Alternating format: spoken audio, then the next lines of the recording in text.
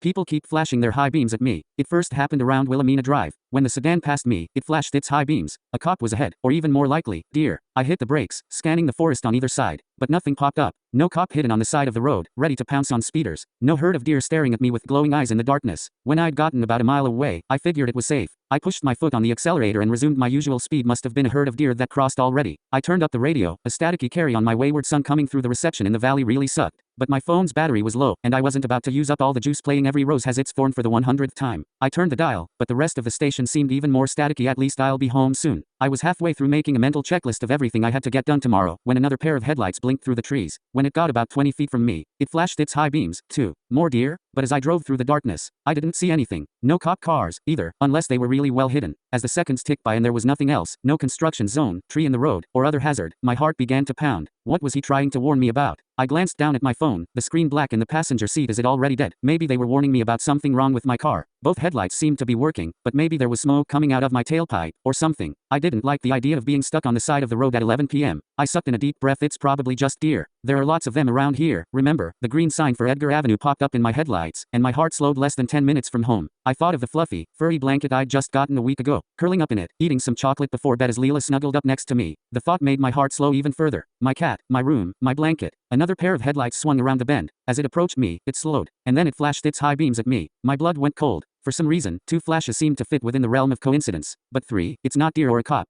It's something about me, something wrong with the car, or a horrible thought shot through my mind. That urban legend, where a girl's driving home late, and a truck keeps following her and flashing his high beams. But the trucker is a nice dude, and he's flashing the headlights because there's a guy in the back seat with a knife and he keeps rising up to stab her. Oh god, oh god. I turned on the lights and whipped around. The back seat was empty, at least, as far as I could tell. Swinging my gaze back to the road, I reached my hand around the back of my seat. My heart pounded in my chest as I slowly swept my fingers through the darkness behind me. What if there's someone there? I imagined my fingers meeting rough cloth, warm skin, sticky hot breath, the cold steel point of a knife, but they only met air. I breathed a sigh of relief, swished my hand through the air a few more times, high and low. There was a dead spot that I couldn't reach, but it would be far too small for an adult man to hide in, unless he was some kind of gold medal contortionist. So maybe it's something wrong with the car then. Maybe they see smoke, or a door's ajar, or a light's out. I glanced at the side of the road. There was a margin of dirt between the edge of the road and the beginning of the forest. I could safely pull over and check what was wrong. Then again, this road was really lonely, especially so late. There were only a few houses on this road, and none that I could see right now. Just thick woods, brambles and twisted bark that would muffle any screams. I'll take my chances driving home. I gripped the steering wheel. Only about 5 more miles. I again thought of my warm little house, and Leela, with her fluffy black fur and permanent smirk. A pickup truck swung around the bend. I held my breath. They're not flashing at me. Good,